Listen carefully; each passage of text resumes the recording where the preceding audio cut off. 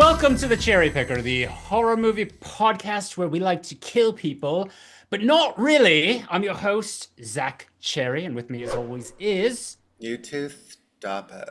We're sticking together and we're getting out of here. And by the way, he's not my boyfriend. Eddie of Edward's Truth. And we're talking about I'll Always Know What You Did Last Summer, released direct to DVD August 15th, 2006. IKWYDLS. I feel like what could have like been an alternate title? Oh, I have a few. I think a good one would have been If You Know, You Know. Because like that's just like an acronym that you see. Yeah, like, right. IYK or IYK, yeah. Because it's an actual note that someone writes and reads in this movie. We know what you're doing this summer. Now back off before everyone knows. And it could be like a hashtag WKWYDTSNBOBEK. Yeah.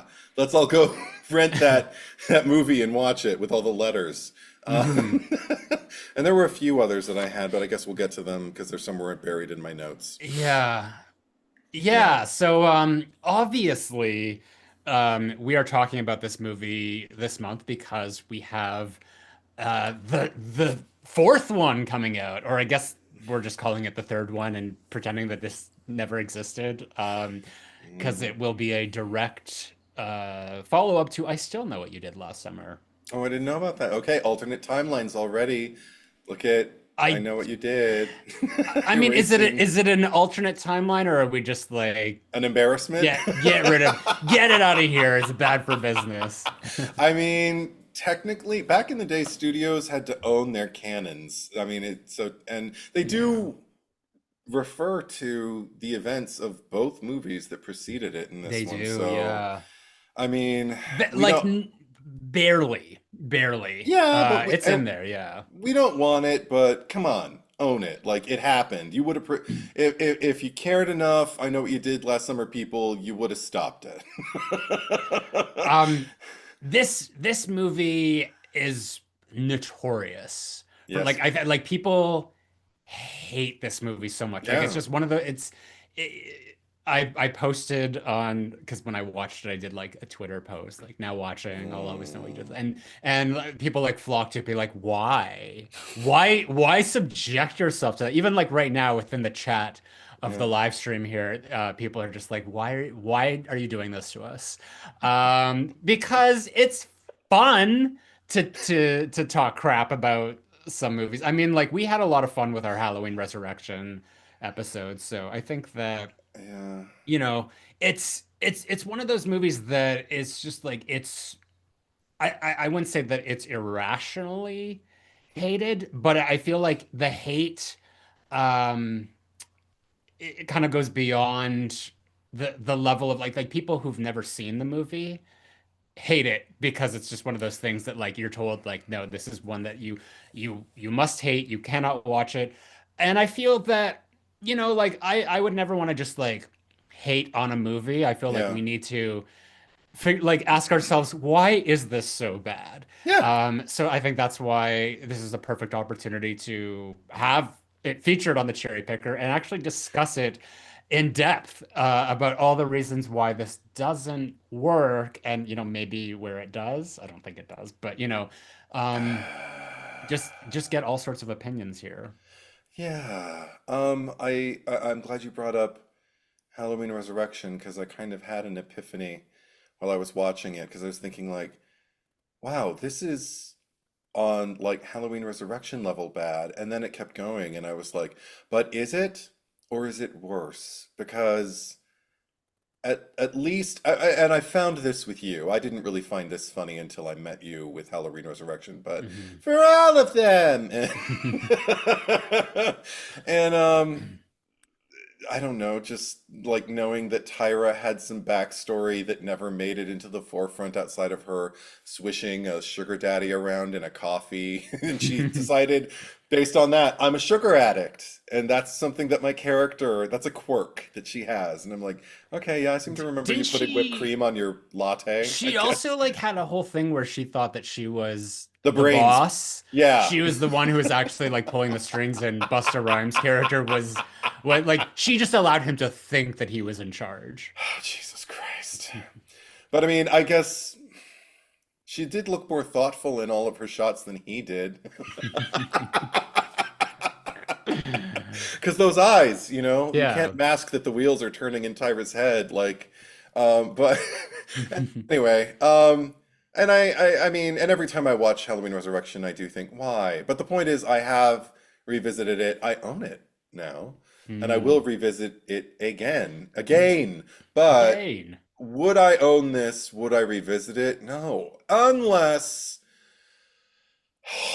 I don't know if I were like dating some guy who was a huge what's the fucking acronym again? WYDLS stan, and but had only seen like the first two and wanted to watch, because this Hmm. is the thing, y'all. It's all, if you're in a relationship, you do need to test, can we withstand good and bad? Let's watch the worst movie we can and see how we fare. If Yeah. we start taking it out on each other, then maybe this isn't going to work. But if we can both sit there and just spend the whole time going, "What the fuck was that? I'm upset," but we can enjoy Yeah. the camaraderie of our mutual upset, then yeah, that'd be great. And then Yeah. move on to something, more fun to do afterwards. But Yeah. yeah, Do you remember like because we've obviously covered I Know and I Still Know, and that was yeah. quite a while ago, but do you Hmm. remember us talking about those episodes? Yeah. So I mean my opinion of this franchise has always been that it's like whatever. It's fine. Hmm. I really I mean I don't really. I enjoyed the sequel I know. more than the original. I think that for what it is, for like the campiness of everything that's happening there, it works a lot more for I guess what is happening in these movies than the first one does. Hmm. I Hmm. think that the first one takes itself very seriously in Mm. a way where it loses me a bit in the middle, like it becomes really boring. I think that Sarah Michelle Gellar is phenomenal in the movie. She's the MVP, she's the cherry on top and the standout. Hmm. And even like Ryan Phillippe, and there's something about their uh, chemistry and that relationship that I actually care about, even though that Yeah. spend most of the movie um, very antagonistic towards each other. But like Yeah. their deaths affect me, like especially hers, and great chase scene, even though she makes the cardinal sin of like stopping and turning around when like salvation is right there. But it's like once she's out of the movie, I'm like over it. And this is no knock against Jennifer Love Hewitt or Freddie Prinze Jr. Because one Yeah. thing I will say for the original and even the sequel is that like the casting was fire. Like Mm. that is what made that movie. It's just like the casting of those four, they were Hmm. perfect. Even like the side characters, you had Bridget Wilson, you had what's his face, Johnny Galecki, yeah. Galecki. Um, so it just like all around like was such a great cast. Those characters though, Julie and Ray, were always Mm. just so boring to me. Like, like Yeah. talk about final couples that I don't like or don't, feel are like undeserving or whatever. The sequel, I felt like it took itself less seriously. Like the characters in the movie took themselves seriously, but the subject matter was like clearly winking at the audience, and that I appreciated. So it's always been strange to me that like when people do talk about these movies and like revere them so much, like these are like on the same level of Scream, Mm. it kind of makes sense why this movie, I'll always know, is so hated. Because I think that Mm. there's just like it's nobody talks about this movie, but the people who talk about it are like few and far between, and they're very vocal about it because you know, consider I Know What You Did Last Summer to be like on a level of Scream, and something like Hmm. this existing in that same timeline or universe is, probably very offensive to them. So that's how Hmm. I could rationalize like why this movie is so hated. Because I don't think that it's as horrible as like it's pretty bad, but I don't think that it's as horrible as like I've seen worse. I I've think seen a I'd lot worse. prefer if it was even worse, which is probably the cardinal sin for me, is the Yeah. fact that I really just lose interest. And we can get into all of this, but in terms of just like you discussing like the your preference for I Still Know, like yeah, you've communicated that before, and I still feel I glom onto the first one more so, and I think it's just kind of diminishing returns for me as we progress through the franchise. Until I haven't seen the new one, so when I see that, who knows? Maybe it'll Yeah. mix it all up. Are I you? hope it can't be worse than this, and if it is, N then it's going to be better. Well, I mean, not to like delve into this one too much, but I mean like already I can tell you that the new one looks much better just visually. Sure, sure. That There's a like budget. there's color in it. I'm Oh actually God. I'm very excited for I Know What You Did Last Summer 2025, whatever you want to call it. I just hope one of them dies. I mean, of the OG, legacy characters. Like, Hmm. and I think I want it to be Ray, but Which is funny because every time we've done the actually at least the first I know what you oh, you did last summer, our cherry I picked picker, both of them were you Julie you deserve to picked die Julie, most. I picked Ray, Yeah, I believe. So and now I did you're it for the sequel as well. I picked Julie again. and I think I picked Ben Willis in I that think you one. did. Yeah. And yeah, so it's just interesting that now you've sort of turned and now you're Well, like, who I think should die for the story to happen is different than who I think deserves to die. yeah. But no, because I mean, and that's we can I have a whole kind of theory about why I think even the weakest parts of the original, and we delved into those quite a bit in that pod, but why they still kind of work better for me than similar structure elements do in this movie. But we can get into that Yeah. after we. Amethyst is just saying that Julie was the first character to get nominated twice for different movies, and yes, it was Eddie's pick both times. Just a Yep. little cherry picker trivia, Trivia. yeah. There. Thank you very much, Yeah. Amethyst. Just clocking all the tea. We Right. not we can't hide anything. It's Uh-huh. everything that we say, every like hot take is You got documented the receipts, forever. Amethyst, and we Yeah. appreciate it because we don't remember shit. All right. Well, okay, I'm eager to get into this, but before we do that, Yes, yes, yes, just for yes. anyone who is, whether you're new to the Cherry Picker or you've been here for a while, you can support us by heading over to my Patreon account at patreon.com/ZackCherry, ZackCherry, and support at the Freddy Krueger tier, and you'll be able to join us every Monday night, at least 4 times a month as we record these live. As you can see in the middle of the screen, if you are watching, we've got the chat going, and it's hot tonight. A lot of opinions about this movie. A lot of people again asking like, why are we covering this? But you'll get to be here and push back on anything that we say, whether it's good or bad of the movie that we're talking about. Also, you'll be able to nominate the fourth episode that we cover the month, nominate and vote for the fourth episode. So last Mm, month we did, oh my gosh, this was like last week's episode and I already forgot. It was the best kills of all right. the major horror franchises. Hmm. Before that, I believe Companion, uh, which just came Sure. out this year, was the one that, don't shore me, you know what it was. I don't know anything. Keep talking.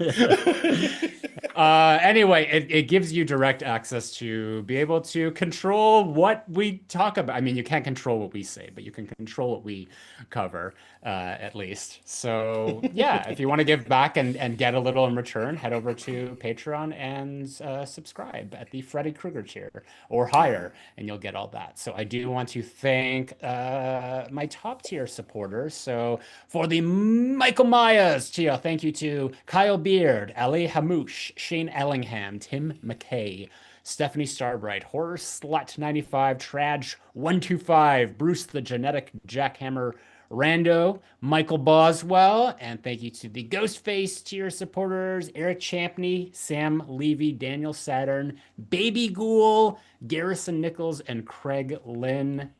Some of you guys are here tonight. Thank you very much. Woohoo! And yeah, firstly, do you have a premise for us, Edward? Yeah, I do. I just gotta nix the yeah, YouTube screen and get to it here. Oh, and I looked at my Yeah.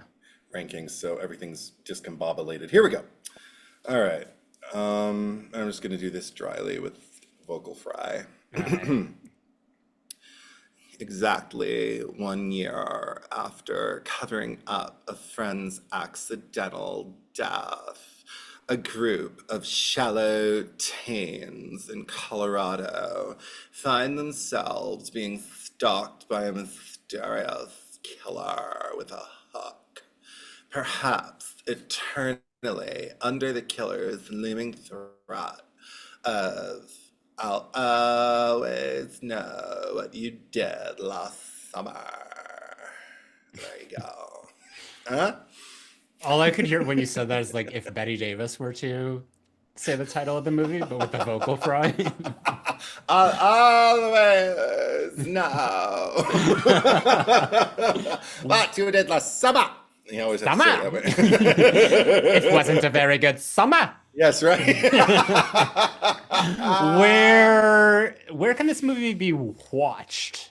There is no 4K release, believe it or not, but on Blu-ray in 2023, they finally dropped a Blu-ray release for it. Or you could do what I did and pay to stream it on your favorite streaming platform because it isn't currently, as of this recording, on any subscription-based platform. So $4, you can waste about 90 minutes. So there you go. Is the DVD oop? I didn't even see nor hide nor hair of the DVD. So aren't all DVDs technically oop now? Look at So that. yeah, I'm for those of you who are listening, I'm holding up the DVD.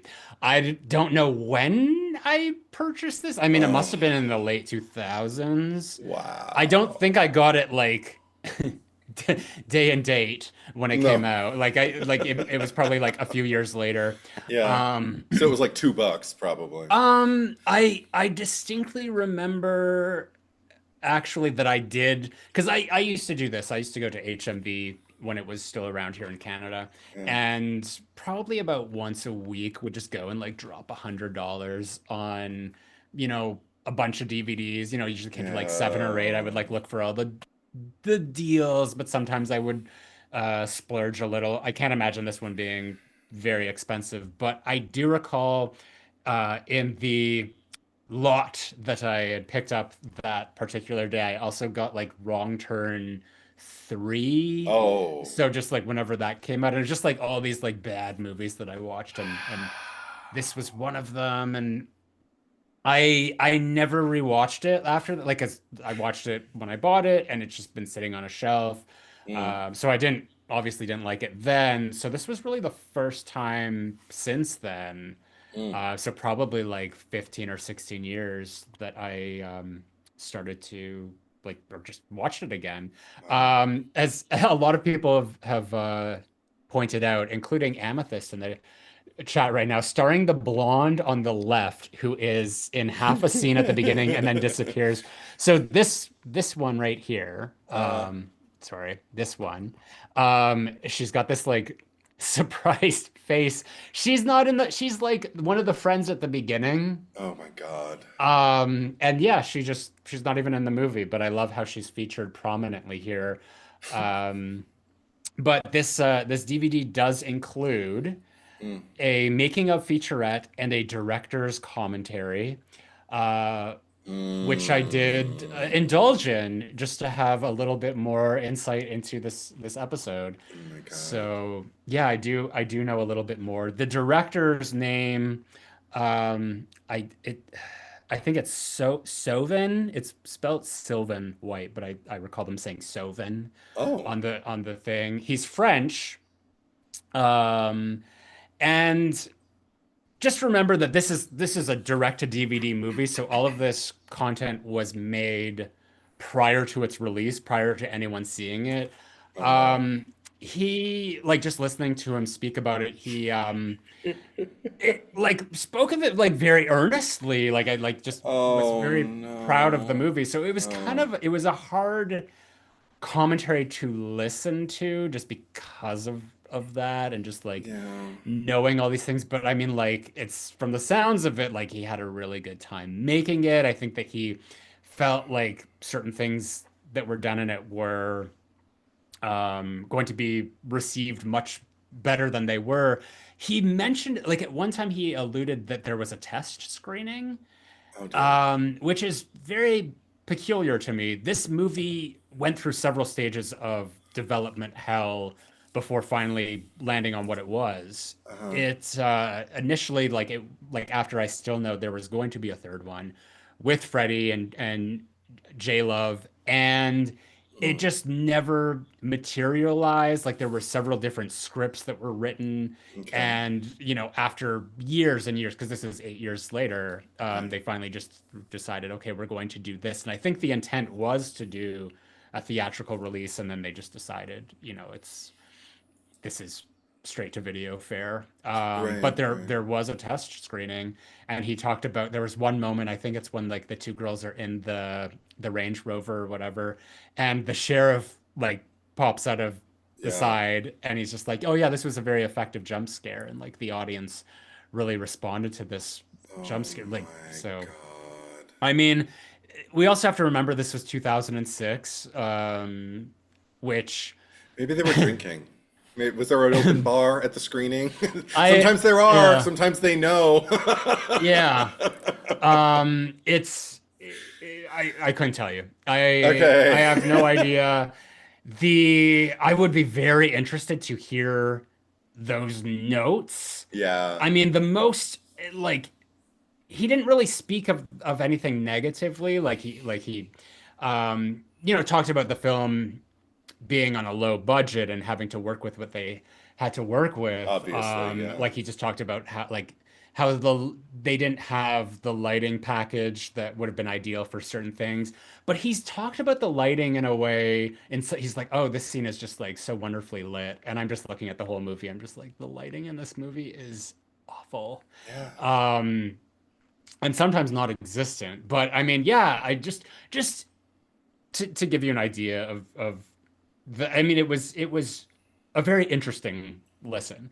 But he's gone on to do like he works very steadily in television Okay. now, directing. So he's moved on. It would be very interesting to hear his take on this movie Now. now. Yeah. Yeah. I also the special features carried over onto the Blu-ray that they dropped just a couple of years ago, so that's good, I guess, because Mm. if anybody wants to watch it in HD or whatever HD version of this movie looks Yeah. like, it's the director commentary, so I assume it's the same one. I don't know if he would have just recorded a new one. And the Yeah. featurette, is it 27 minutes long? Because that was one of the things that struck me.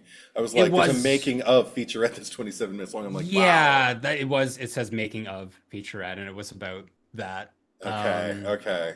So they Yeah. just carry the special video. That rarely happens, so it's not, it's more than just having a trailer on the blue. So if you want it for your collection, by all means, Yeah. get it. Were there any like additional special No. features? Okay. Yeah, That was there. it. And it had a Yeah. very low rating as far as the video quality, the resolution and everything, because I just think about like the moment of capture and like, whatever whatever little DVD camera they used to record this on. And then the or DV tape, whatever. But the and the audio was a little bit better. I think it was ranked at like, yeah, 2.5 stars. Mm. Oh, it's three. No, it's three. And the video quality was 2 stars out of five. Out of five. Yeah, I mean that's the thing. It's just like you could take and that's what I always think of like upscaling, like you said, like a Oh movie yeah. that doesn't necessarily isn't conducive to that kind of format, Mm, and then like put in that like I don't think we would ever see this on 4K. There's movies that aren't even available on Blu-ray that should be available on Blu-ray. yeah. But yeah, I couldn't I don't imagine this looking any good in a higher quality. No. Yeah. I mean, it's also, yeah, something about it goes beyond desaturated. We've described the look of many films in the past that way, but it kind of looks like desaturated the way you would like a commercial. That's the thing that I get most out of anything is that because I mean like I think I mentioned when we saw like Texas Chainsaw 2003 felt like much of it looked like a music video, and that's because primarily that's what that director had directed prior to that. So Yeah. a lot of the rays of light shooting through a room and everything like that that look very effective and dynamic. But is that Texas Chainsaw Massacre? For some people it is. For me, not exactly. But Yeah. with this, it's even just like the kind of camera sweeps and everything. It's not like it wasn't mindfully put together. It's just the how can I put this? Like content dictates form. So if the content is severely lacking to the point where I have no hook and I have no interest in these people and their trajectory collectively or individually from each other, then all the style in the world isn't going to save you. And especially like a low budget style, Yeah. unless you are just cream of the crop, like I am going to create a dynamic with this and use cutting methods and everything like that. But really, it's just kind of like a camera sweeping across a diner, seeing some kids at a table. Like, I mean, that's Yeah. the fanciest thing that happens, I feel. Brianna is just reminding everyone that this is a 0% on Rotten Tomatoes movie. Woo! In regard to what you said, okay, because I mean, this movie is like really bad on all fronts. Cinematography wise, Mm, I feel like it is doing things, yeah. and I mean, obviously, like editing is like really diminishing that because I think that if the editing was much better, some of the choices that were made with the Hmm. camera might have landed better. But I also Hmm. think that there's not really a clear structure or like pattern of what the camera is doing. I think that it's just Hmm. like it seems like the director or the cinematographer had a lot of ideas, and it was just sort of like this smorgasbord of like, let's just put everything together, like a patchwork quilt of like, let's have a shot like this and a shot like this. And there's no consistency to a lot of it. Hmm. And I mean, like once you're getting like all that like choppy like flash editing and like just like the look of the film like all desaturated, you really start to lose like any of like the value that would have been added to these shots. Yeah. And that was one thing like in the commentary he was just talking about like all these different shots and that. And I mean like we've definitely seen movies that are worse on this front where there's just like no mindfulness put into the camera movement at all. Yeah. Um, so I think that if there's one thing that I mean, it's not a like a compliment or just like it's like, oh well, at least it has this. It just like there was an attempt made. Yeah. I think that there was passion put into this movie, surprisingly. Yeah. Like you wouldn't be able to tell it, but there, especially listening to it and even watching it and seeing the things that were attempted. That this movie wasn't just kind of put together in a sense that like, oh whatever, it's just a paycheck, it's just a job. I think that the director you know in spite of maybe like not the best instincts did want Mm. this to be a great movie, and I believe that before this his work was mostly music videos, so that's where we get like a lot of Oh, that okay. like flash cutty stuff that's Yeah. I mean, even the action sequences, like I'm glad that you brought up the editing as well, because that's another thing that I there were so many moments where like somebody would be like, be in hot pursuit across a room or trying to outrun somebody and everything like that, and the camera's going all over the place, yeah. which was really emblematic of the time. Like I feel like I don't see anywhere near as much shaky cam that's to the point where it's distracting as I do now as I did 20 years ago. But So that was very kind of en vogue for its time. It made things look edgier in theory, when really it just kind of made, movie theater audiences sick because, you're Mm. sitting like just a few feet away from a giant screen and it won't stop shaking. You're going to get motion sickness anyway. But, but the, the fact that I couldn't even follow sometimes, like, someone would throw something and then I wouldn't see where the thing would land. Like simple linear kind of like things where it's like, no, the camera should go where your eye would go if you were in the room watching this go on.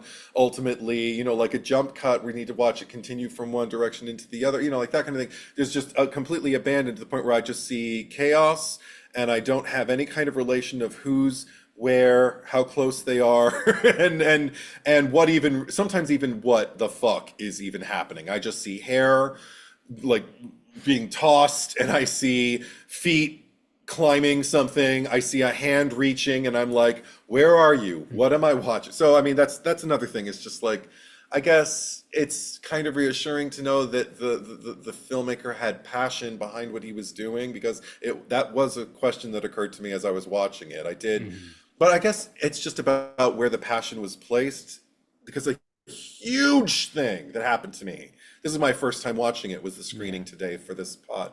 And a huge thing that I got like an emotional recall of was the type of scenes that I used to have to audition for because I would have been age appropriate for this thing at the time. I was in my mid 20s, but I just Mhm. remember um, reading sides that read like these that were just so, dry and unhuman. Like there's nothing authentic about the exchanges. It's just kind of like more an idea of like how you would like the scene to go, but nobody's ever smart enough. It's never the writing has never fallen into the hands of someone who was either intuitive enough as a writer or who had enough time maybe to truly fix it, or who knows. But I mean, it just kind of feels like words being exchanged to give some kind of like hint to the audience as to like who that person is and what's just transpired. But it ends up becoming mostly exposition and also just contrived like resolutions about like, I mean, all people do is fight and then kind of like laugh. And then fight, and then kind of, there's a lot of arguing just kind of Yeah. for its own sake through this movie. And I remember those endless scenes auditioning with them over and over and over again. So again, it's kind of emblematic of its time there. Yeah. Low budget horror flick. Yeah. Yeah, absolutely. I think that like it all I don't know what the budget is. Like heard I saw something that said 20 million. It's just like, oh Lord, no. Oh, It's maybe 2 million. okay. Like that seems more appropriate. The thing is like, and you like you're mentioning the script, and it's like Yeah. that Alfred Hitchcock quote is like the most important thing about the movie is the script, the Mm, script, and the script, mm, because that's where it starts. And you can have a like a bad script. You can have like if there's a lot that's going on visually, I think that that could still the story could bore an audience. I don't know if I necessarily found this movie to be boring. Um, I mean, it's certainly like because we were talking about Halloween Resurrection, and that's one that I consider to be bad and boring. But mm. I think that that's a much better movie than this. So it's just like maybe like Halloween Resurrection isn't that boring because I wasn't bored even though I like probably checked out a few times.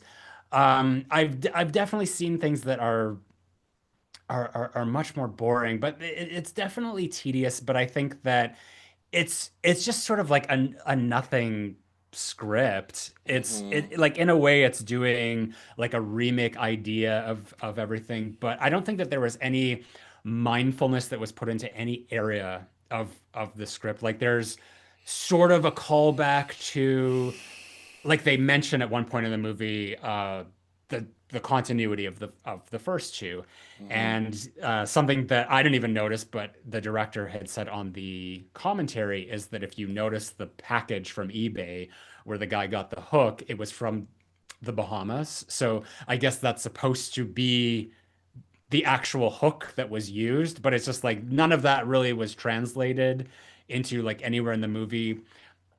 But there's just it's just like the basic concept of like they were responsible for a death and they covered it up, and there's like a spin on it of like a prank, but the the little decisions like scattered throughout are where this movie really loses Hmm. like every bit of momentum. I mean, firstly, it's set in Colorado in a like a ski resort town in the middle of summer. So that already is just like the Hmm. so not interesting. I mean, maybe if it was during the winter, a ski resort town would be something. It's it we're landlocked. Like there's no like bodies of water, so it doesn't like what is the fisherman even doing here? And then also like the fact that he's now like this supernatural presence. Hmm. It's almost like I know we never talked about The Boy too, and I don't want to like delve too much into it for, people who haven't seen it or even the first one, but just sort of like the transition from the first one to the second one where it's just like the rules of what the movie were completely changed. So it's like suddenly here we've got the fisherman now being this like supernatural entity, and that was something that like wasn't even revealed till the end. It was sort of like saved as a twist to be like, oh, by the way, it's Ben Willis. I don't think they ever say Ben Willis, but it's him. He's dead, and in his death, somehow, I wonder. I we covered Freddy's Dead a few weeks ago. I wonder if like the same demons made a pact with him. And Ben Willis said, "I want it all." But even then, it's just like his Ben Willis's whole thing was that he was going after Julie James. He had a Right. vendetta with her. Why would he give a shit about these kids in Colorado? Yeah. Um, and just like the prank itself, and this is and in regard to this girl on the cover who's just like totally a non-character, we start the movie off on the Ferris wheel, and there's like the six of them, and Hmm. on one side are like the three characters that are at least like relevant to the story, and on the other side are like these two girls and this guy, and they don't have anything to do with the movie. They're just sort of there to be this like captive audience to the story, and then Hmm. they just sort of like completely disappear like throughout the first act. But we have this fifth friend show up, or fourth friend, or well, five, because there's like the guy who's dressed up as the fisherman, but the skateboarding kid who's like I guess meant to be the one who's supposed to fake get killed or like Yeah. actually get whatever the situation is, and he just shows up for like 2 seconds and then dies, and it's just like wouldn't it have made more sense if like he was introduced earlier, or they like at least made an effort to establish this character? I mean, yeah, but I'd also, while I was watching it again, it's one of those cases where it's like, okay, I can see what I think you're trying to do, and what I think they were trying to do. Because again, okay, that a lot of what they were trying to do, like it was like a signal to me, like this movie as it opened, I was just kind of like, uh-oh, because right off the bat, the fact that it gets expressed by Colby, I think, is the one who says that Captain Hook, or the fisherman, basically, because I call him Captain Hook in the last pod, Yeah. basically gets teenagers with dirty little secrets every 4th of July. That was my first non-visual, but like scripted, like, uh-oh. Because I knew the movie was going to go there intuitively. I just kind of Mhm. knew, like, yeah, because there's no other way to justify him coming back. I mean, I guess you could make it a whodunit, but and then when they did their stage thing, when he seemed to be everywhere, I didn't know that they were pulling a prank. I mean, it entered my mind, but the fact that like, the arm got cut and that they were all freaking out and running and stuff like that, like it seemed like the most unfocused prank in the world as well. Like what was the point of the prank? Pranks, this is why I don't like pranks because like I guess on one level, rationally, I could understand if it's to get someone back, like if you're having a prank off, who can scare the person the most. But the fact that they were all in on it and the whole point was just to basically scare all the people in the amusement park for carnival atmosphere, but for what? To what end? Why? Like just because it's 4th of July and that's how we show our patriotism? Like I didn't understand that. So I'm just kind of like, okay, what the fuck? And then, and even just like the interactions between like Amber and Colby and her, like, win me a monkey and whatever. I was Yeah. just kind of like, okay, I don't like these characters. It's kind of like I mean, I guess like the characters in the first movie weren't really all that sympathetic at the top either. Like they were fine, but they weren't like people I wanted to hang out with right away. What I liked about them was their Mhm. collective trauma when they reconnected after that. So I Yeah. thought, well, maybe that'll make me like these people because right now they just seem odious. I feel like I would cross the street to avoid them. Odious, the odious Mr. Shrek. Yes, shall we RSVP in the resoundingly negative? Yes, we should. But then PJ got on the roof of the parking garage somehow. Like 1 minute it seemed like he was on the ground, and then all of a sudden he's on the roof, and I'm like, what the Mhm. fuck? And then Hook bailed, like just kind of like, oh, my work is done. This fucker's gonna take himself out. Okay, so then he falls off the building. Apparently, he was supposed to fall off what looks like at least like a 3 or 4 story parking garage onto Mhm. some mattresses that were placed on concrete. Now, and was I can't because I'm like I can't function because like again like immediately I feel like all the criticism in the world for me I'm just kind of like so you wouldn't like check beforehand, like before you're gonna leap over, make sure your mattresses are in place. No, just winging a prayer, just like those same people who just kind of turn on their turn signals without looking over their shoulder and just veer into the next lane and pray for the best because there might not be a car there, but if there is, oh well, I had a good run. I don't know. I'm like, did that kid have a death wish? Because that seems really stupid. I mean, the whole thing is stupid, and maybe that's the point. Maybe it's just that they are kids who don't think about the consequences of their actions until it's too late because the only time anybody starts really considering their future is after the death when they're like, we want to get out of this one horse town. I want to go to college. I don't know about you, but that's suddenly important to me. Now I'm thinking about my future. And I wasn't thinking about what it might happen if what might happen if we ever got caught with this fucking grandiose prank that like is going to traumatize children and that's going to and also again to reinforce are they trying to reinforce like the legend of the fisherman? I just don't understand anything from the word go. And then a bunch of idiots get their idiot friend killed and I care why. And then I do have to say, like when they were all sitting there reconvening, and I kept thinking that, before I found out his name was Colby, I thought the blonde kid just looked like Gary Busey's son. I think it's Jake Busey, the one who Mm. plays like the bad guy From in Identity. yeah, from Identity and from Yeah, I think Armageddon too. Was it Armageddon? I'm not sure. I Or the other movie, or maybe it was. Oh no, it was Contact. yeah.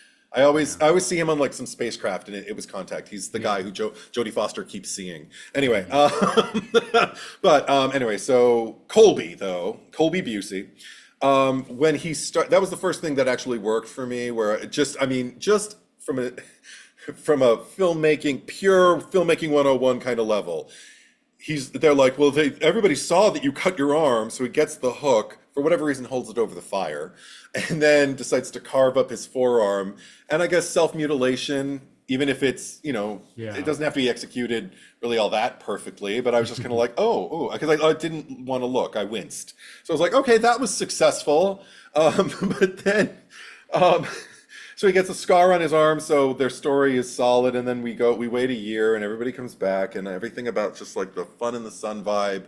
I was like, I just the questions didn't stop for me, not out of curiosity, but out of frustration, and I think that is it's not so Mm. much that this movie is boring; it's frustrating because like kind of like with the editing of the action sequences, with the way they weave the story threads, Mhm. it's not presented to me in a way that is in my face enough that it's, child's play. Like anybody could pick this up, but it's also not, like you said, like mindfully or meticulously just kind of like put together where things are like disclosed and then all of a sudden revealed. And I'm like, what? Whoa! I'm just confused and frustrated. Like when, what's her name? Amber is at that little party uh, on the veranda and goes over and seeks out little Colby and confronts him like he did something wrong. And I'm going, what? And I rewound that scene like 3 times trying to follow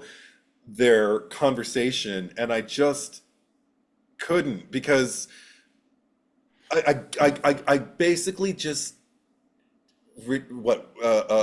deduced deduction that they were no longer together, that he was supposed to go to California and do something. He came back. She's upset about it for some reason, and he's just kind of like, "Come on, things haven't been the same since that thing that happened last summer," or whatever the fuck he says. And she's Yeah. just like, and she ends the whole exchange with just kind of go like, "Colby, it was my idea for you to go to California." And then it's just over. And I'm like, wait, why is that what just happened? And why do I care? Did you get anything from that exchange? No, I mean it.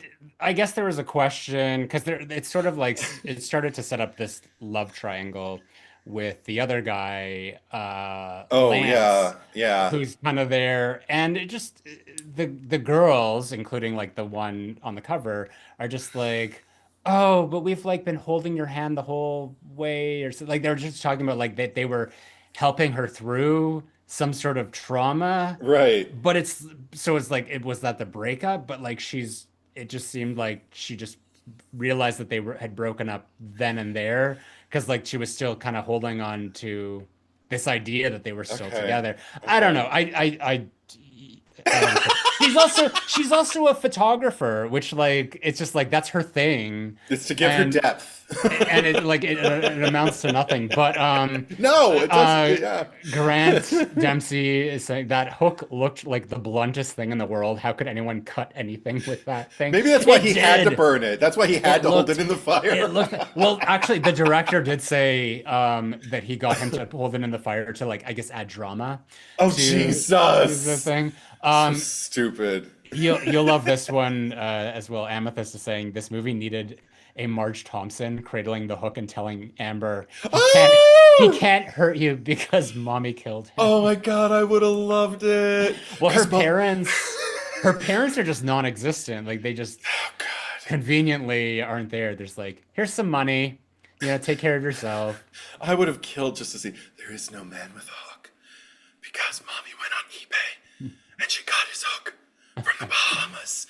So you see, you can go to college now. But she would have had to know what she was dealing with. And oh, that's another Yeah. thing. Apparently it's this Well, big secret, but then Roger was it Roger was his name? The guy who kills himself? Yeah. yeah. Well, he Roger doesn't kill apparently himself. told everybody. No, he doesn't kill himself, but the one who allegedly like kills himself. Yeah. But Roger like apparently was telling everybody left and right about what's going on. He told Yeah. Lance, he told that creepy cop. Who knows who else the fuck he told in town? And who they told, yeah. The Yeah. did you recognize the actor who played Colby? No, who is So he? he played, and one of a contender as well for that episode. He was Evan in Final Destination 2. The Oh. spaghetti out the window. Oh, okay. Okay. He's desaturated in this, so he looked even blander. But I mean, Oh, good for okay. him. Okay, so there are this is very interesting. There's three moments or three scenes or half scenes in this movie Yeah. that have color. And like I don't even like okay. I know for the dream sequence that Zoe has when she's in Oh her God. crib, and Yeah. that suddenly there's color, because the director said, "Oh well, we just wanted to make like add some color to this so we could tell that it was a dream." And all I'm thinking is like, why wasn't it the reverse? Why wasn't there Yeah. color in the movie and then like, Yeah. but obviously they're trying to make it look like all the bullshit that was coming out at the Yeah. time. Grainy. The Yeah. Gritty. the other the other moment, well, the second moment, well, actually it's the third, it's the last. The final scene of the movie, suddenly color comes in Oh, right, when right. she's driving through Nevada or whatever, Yeah, I think she and that crosses the that state line at that that all point. happened. Yeah. So I mean, that made me think like, okay, so is this a nightmare? Because and that's sort of like the idea, like based on like the first two movies, is that the last Yeah. scene is like a nightmare Right.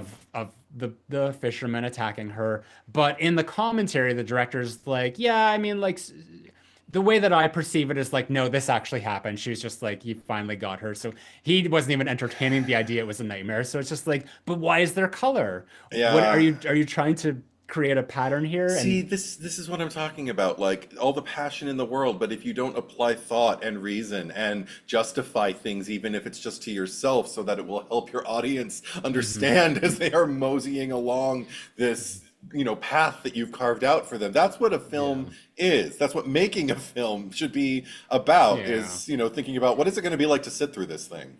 And then the other scene, which is actually the first one that happens chronologically, and it's not even through the whole scene, but when they first go to the pool and Colby slash Evan is like, because he's the lifeguard there, and like Zoe's going to like, I've got to talk to you. It's like there is color everywhere. Like we can see like the turquoise of the pool and Yeah, everything, and the yeah. reds are popping.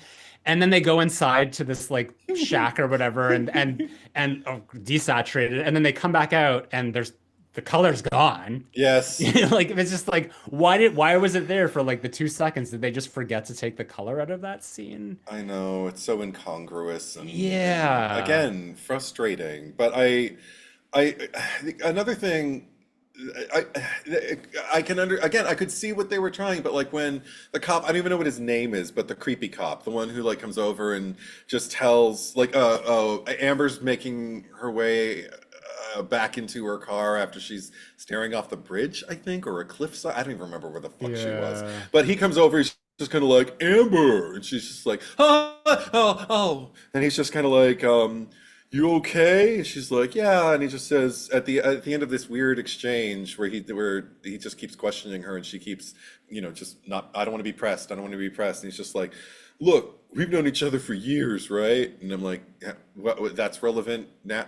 Have you? Or are you, okay, wait, so are you a red herring and are you Yeah. telling the truth and she's just uncomfortable because she's guilt-ridden? Or are you really creepy as I'm perceiving you to be, and she's just uncomfortable because she's responding to that, plus a little bit of the guilt in there as well? Or like, I felt like either answer doesn't matter because neither one's going to satisfy me. And I think after that, I just wrote 24 minutes in, and Amber's wandering around her kitchen, and I don't care. And then she reconnects with Zoe, who they established while they were on the Ferris wheel. I think he says, like, well, you're going to be on American Idol. Somebody told her she's going to be on American Yeah. Idol and be a star. So I'm like, oh, okay, we're going to watch her sing? Kind of. Uh, she's rehearsing. It wasn't the kind of singer I perceived her to be while she was on the Ferris wheel. Also, because if you're talking about American Idol, I don't usually think about like hard rock or with Mhm. even any kind of like punk or goth, even adjacent, like mentions. I mean, I guess it was a From little, what I remember, yeah, there was always quite a variety. They would that's because they would true. have everyone come on, and then they would like sort of do a thing like they like step outside your comfort zone and try like a different genre. Sure, sure. Like what was is it Adam Lambert Yeah, uh-huh. who won? Because like he had his like weird emo style, but they got him to like do like country Yeah, music, but they would do it in like his style and stuff. So yeah. they were all about that. They would have like been all about Zoe. They've been like Zoe, like the next Take out your American Idol. piercings. I want to see you in a ball gown, you Yeah. know? I love the moment like towards the end where it's just like, sorry guys, I can't do this thing that we're gonna do Oh because there's God. because there's talent scouts that are gonna be Jesus at this thing. So Christ. that's the most important thing that's going on right now, and it's just like, Yeah. okay, well, I guess we need to like recalibrate the horror. Um, By making them completely like just disregard the lack of lives, like surrounded, like their friends are dropping around them. They know that they could absolutely be next, but what's important is their future, if they have one. Like that's the thing. Is just kind of like I kept waiting. I would have forgiven so much of it if there just could have been a line like, "Come on, guys, if we survive this, I have to think about my future. I have to think about my career. I could really be a star, and this could be if I don't get killed tomorrow." But yeah. so I Well, mean, even her death scene, because it's like she's almost like forgotten completely oh yeah, about the stakes of just like everything that's happened. And she does this like amazing set and goes back into the dressing room. And it's just like, Jesus Well, it's Christ. it's it's it's all uphill from here. And no Yeah. sooner does she say whatever she says that the fisherman comes out and Guys, then yeah, calm down. Nothing's going to happen in the next 2 minutes. And what that's happens what it is. Yeah. less than 60 seconds from then? And she's screaming and running. And I'm just kind of like, yeah, bitch, anyone could have seen this. But she's not the only one. Because Yeah. also Amber and Lance, well, she's like, I can't remember if it was before her set or after. But Amber, I didn't write down anything that she said, but it was just all, again, a bitch of me. Just kind of like, I can't imagine like what this is like. You can't, what I'm going through. And it's just, I thought I knew where my life was going. And now blah, blah, blah, blah, blah. It's so hard. And then Lance is just kind of like, well, I'll be here with you. And then they kiss each other. And I'm like, bitches, you should be the security guards for your friend at this particular point. There is no time to knock boots and kiss each other. And I see, and that's the thing. It's like that at least Julie and Ray had some sense of like the pending doom and everything like that. I don't remember a lot of time. I remember watching a lot of time watching them feeling like I'm wasting my time because they're not interesting. But I don't remember really feeling like they were disregarding the danger they were in. They just kind of went about dealing with it in different ways. If I'm not idealizing the first film, but I also just we don't there were even just little idiosyncrasies like Ray's scared face that I was really, really charmed by every time Freddie Prinze Jr. would do his little puppy dog, oh, kind of thing, which went way off the rails in the second movie, and I appreciated that. But there was nothing like that in this one. And everybody was just so kind of dry. So even when they were being stupid, I couldn't laugh at it or go like, "Oh God," there was no. Everybody was couple B. There was no Yeah. A couple in this movie. And then I also just like to punctuate Zoe's death. I just wrote, we couldn't afford a stunt woman to do Zoe's death fall. So we just cut away from a slow-mo close-up of blood spittle coming out of her mouth. And then right back to Amber screaming and struggling in the arms of Lance, just going, no, no, no. And then we just see her land. We hear the plop off screen. Yeah. And then we just see her laying there. And Well, I'm I mean, like, it's the same with like the guy who the skateboarder who like falls onto that thing. It's just like we don't even see that happen. We just see yeah, the aftermath. he's So just Jamie yeah. Lloyded on some machine. Yeah. Yeah. Um just to go through some of the other cast here. So the guy who plays Lance, I guess like because I'm just trying to see like what else have these people been in? He was in Holiday in the Sun, the Mary-Kate and Ashley Olsen movie, which was also like the vehicle for Megan Fox. It was like her first movie role ever. Oh my gosh, it's And cute. yeah, he was the boyfriend character who I guess Ashley and Megan Fox were competing over. Hmm. Um, so just some Cute. fun trivia there, and the fisherman or Ben Willis, whatever the fuck we want to call Whatever. him here, he's played by Don Shanks. Does that Mm, name sound familiar to you? it does, but remind me why. Don Shanks is Michael Myers in Halloween 5. My baby. Yeah. He also appears at the end of the movie. Had no idea this was him, other than like the director saying it. He was the cop who was like sitting in the back of the ambulance with them, like just taking notes of Oh like my what happened. So yeah, he plays God. two roles in this. Oh, okay. Well, now I have to watch it again. Oh God. What, you mean Halloween 5 or this? No, I'll always watch Halloween 5 again, but no, Yeah. maybe I'll just fast forward to his moments and just see Yeah.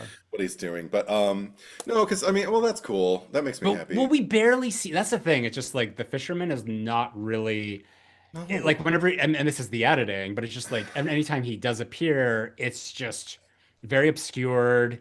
We hardly see it. I think the first time we really see him for more than like 2 seconds is when they Mhm. run him over, and that's when like the reveal is that like he's zombie face Yeah. at the end there. So yeah, they really didn't, you know, capitalize on his at least physical performance. I know that he was also the stunt coordinator on the shoot as Okay. well. I But wish there was yeah, a it's better just capture of his work. yeah. I mean, the better capture of his work is Halloween 5 because Yeah. he is all over. He's just kind of like sauntering around in the Yeah. trees.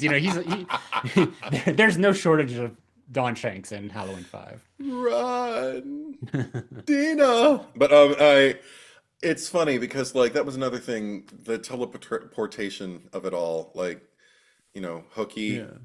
can teleport. Hooky woman. Hooky woman, hooky man, hooky fisherman can teleport in this fucking movie by the time we realize that he is mythical. And I'm sitting there again, like even that wasn't used to its advantage. It just felt like one stupid detail. I was rolling my eyes, and I love fanciful shit. And and if it's going to be stupid, like there's a way to go about it. But it just kind of felt like there was no no um uh, no direction. And that's not to mean like the director wasn't directing, but I mean just like no sense of like what was the Yeah. vision. I would have loved to have seen this movie in the director's head and see like how much of it lines up with like what you actually imagined, like when you Yeah. were envisioning it. But because there was Well, another thing. Oh, yes, go I ahead. mean, it's again, it's just like it's almost like this like overload of shots. Yeah, And just like especially like hearing about him, or just like on the commentary, just like all the B-roll that they got. I mean, there's just so much of this like they establish the fuck out of this landscape, this boring ass like mountain that has nothing right. on it, and the skies, Yeah. and it's all these like time lapses that then just like suddenly stop. Like it's all over the place. The scene that you're talking about on the veranda, like it's Yes. just jumping back and forth. Like, okay, now we're gonna go to a wide, far away, and the movie's doing this all over the place. Like it's just like I guess like just trying to create this dynamic surrounding of just like like just the scope of everything, but it's Mm. becoming very obnoxious. Like it's very headachy to Hmm. watch it, and there's not like because this exchange between them, even though it doesn't mean anything, it's just like we're barely sticking with them at all through it before we jump to another shot. And it's like there's no mindfulness about where the camera Hmm. is. It's just that like we're doing things with the camera, so it should work. And when you factor in the editing, which I feel like beyond the script being what it is, Yeah. I think that if the editing had been much better or done more mindfully, I think that the movie probably could have been elevated a little bit more. That and like add some color into it. I don't think this movie would have been as hated as it is, but those are the things I think those are the biggest offenses is the editing and the Mm. lack of color. I mean, I love that you brought up just all the mountain stuff Yeah. because it's something that actually grates on me. It didn't stand out to me as much because I think I don't know, just kind of gave up and just sat and let the movie happen after a while. But particularly when I'm watching a movie with like say a lower budget but access to, I think I've mentioned this before, access to a drone.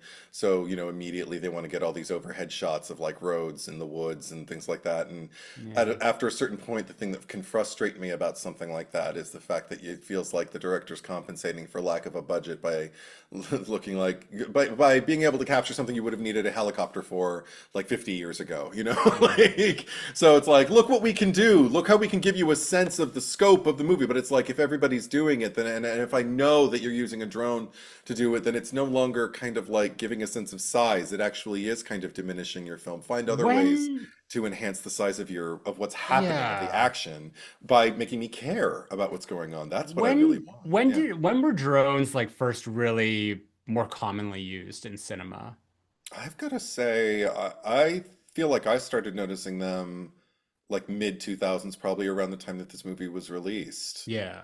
Because Yeah. that's when they like people had drones and you can like buy them commercially and And on the and use them internet, a like lot I more. think the internet Yeah. helped a lot because all of a sudden you could get all your film equipment off of a site, I don't think that there were like were there drone shots here? I know that like he talked about like there being crane Sure. shots No, used, but and yeah, just to yeah, clarify, I'm not accusing drone shots in this movie. Usually it is drone shots in movies, yeah. but with this one, no, but yeah, just the sense of like, yeah, look at this mountain, look at the trees, look at the world. It's like, but why? Why? Yeah. That you need to, so he needed somebody, I feel, this filmmaker just to kind of push back and just ask why more and to make him Yeah. justify to somebody like, why are you doing this? Why are you making this To choice? be fair, I've seen movies where there are no establishing shots, and it's like, you could have used some Sure, establishing shots. I mean, like, sure. I don't want to name any names, but well, it, it, so it's definitely like the instincts to have them are good, but it's just Yeah. like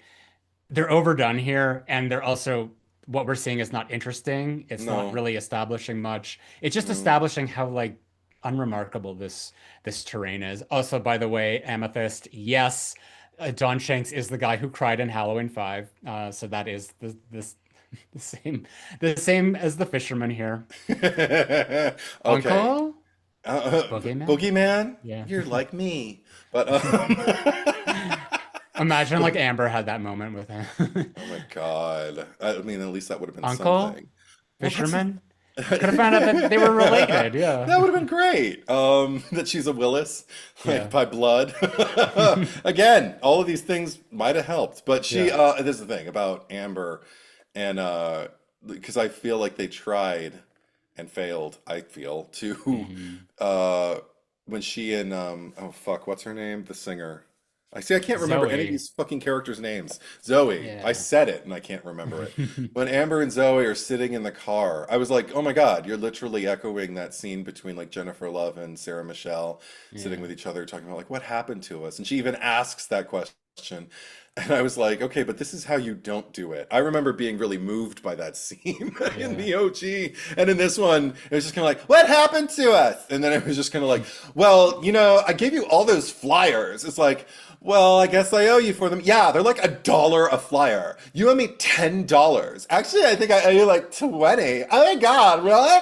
Wow. Yeah, and that drummer's cute. And I'm just, and they start laughing, and I was like, oh no, I was afraid of this, that they were gonna like have animosity between each other, but then just start doing, teasing each other, and it's like, oh my God, before you know it, we're giggling again. And I'm just like, no, no, no. Yeah. Also, I mean, is paper really that expensive where it costs $1 per flyer? I remember there was a time at Kinko's where I was just kind of like making copies because I had to for like headshots and resumes and stuff. And they were pricey. There was a point where, yeah, they could, I don't know if it was $1, but it certainly wasn't. I think the cheapest one was at the library when I could do it I for like mean, 25 cents. this town, first of all, I mean, there's like 40 people who live in this town. So why Yeah. she even needs flyers to begin with? It's just like you just go into the local diner where everyone is sitting. It's like the same Hey five guys, deputies in show here. tonight. Yeah. Um, yeah, it was I just love their first scene together when she's back in town or whatever and goes to her Yeah. like hangar, whatever it is that she lives in, performs in, Yeah.